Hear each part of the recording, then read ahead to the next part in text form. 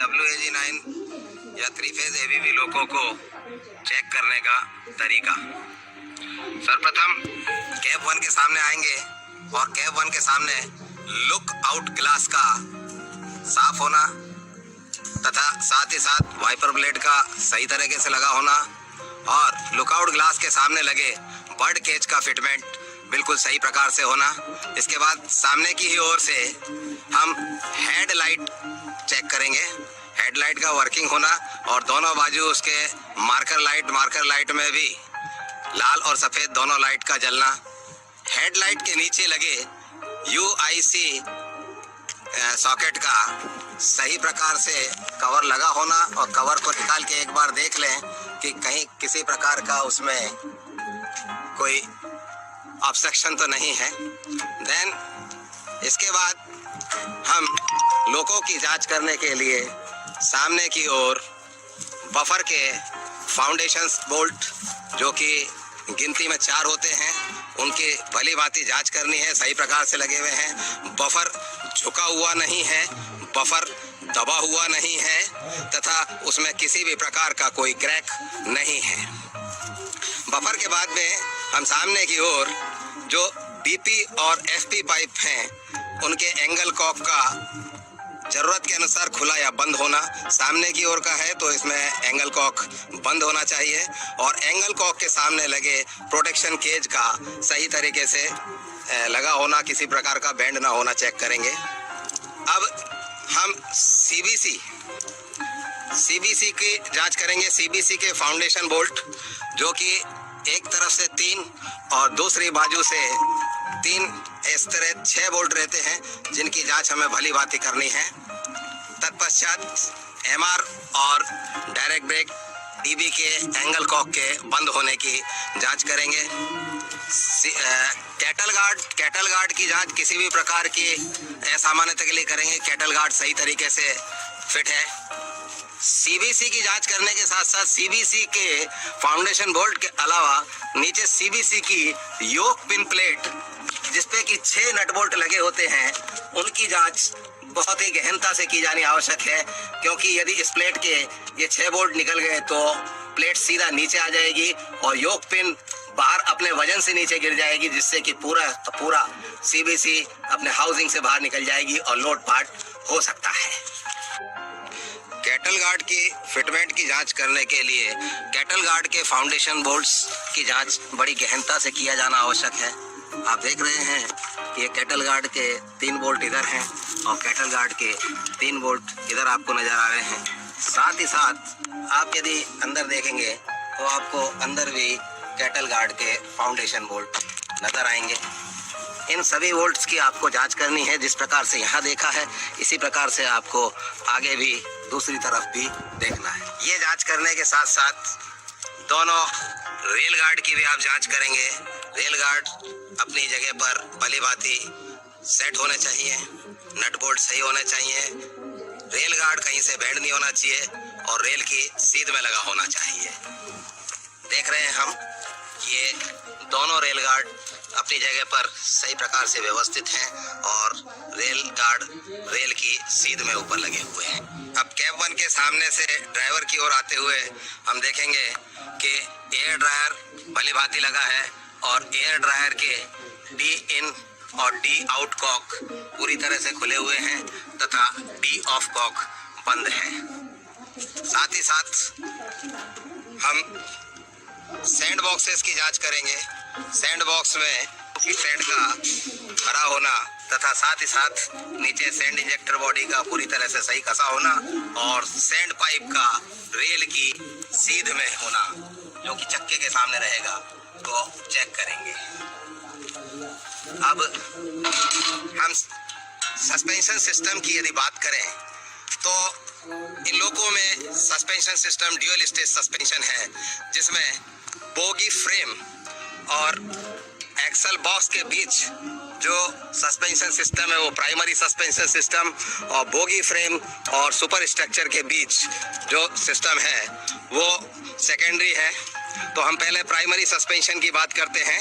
Primary suspension में outer most axle पर जो हेलिकल स्प्रिंग लगी हुई है वो helical spring single coil helical spring है, जबकि जो सेंटर एक्सल है, सेंटर एक्सल पे लगी हुई helical spring dual coil helical spring है, जिसमें आप देख सकते हैं कि ये अंदर भी उसके एक स्प्रिंग आपको नजर आ रही है।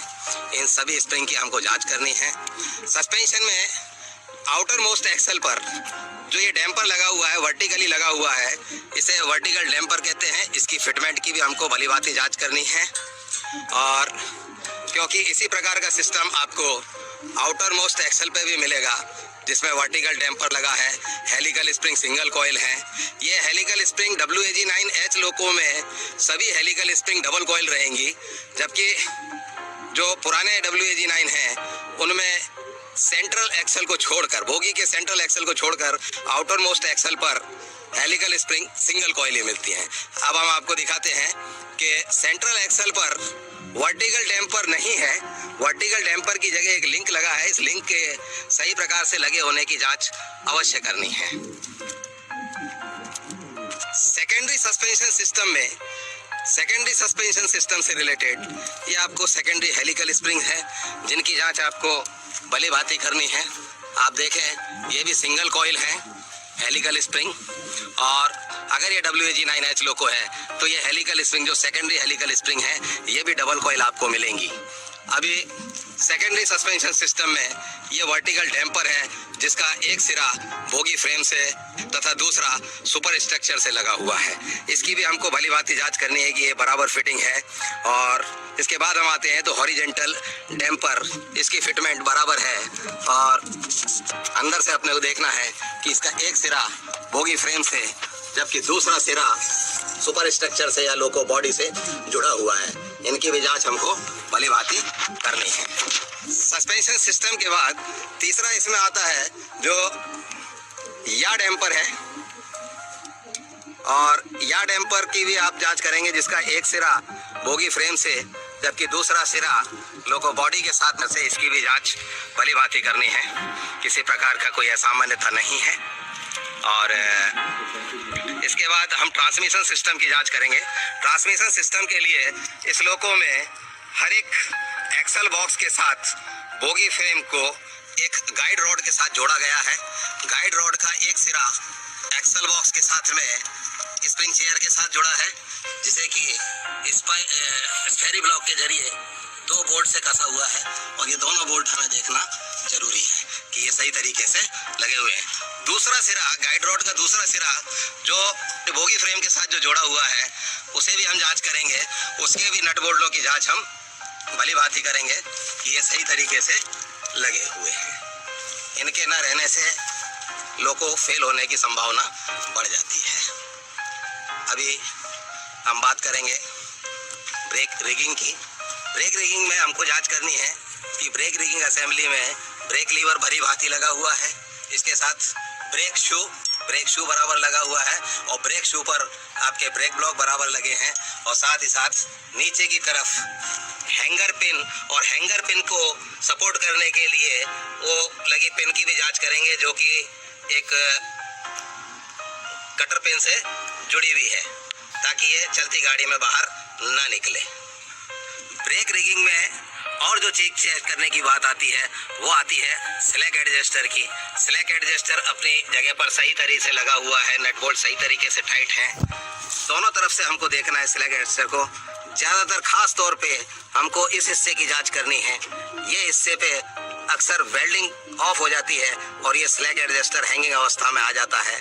ट्रैक्शन मोटर की फिटमेंट की जांच के लिए हम देखेंगे कि ये ट्रैक्शन मोटर की फिक्सिंग प्लेट है, और ट्रैक्शन मोटर की फिक्सिंग प्लेट को 4 नट बोल्ट की सहायता से कसा गया है।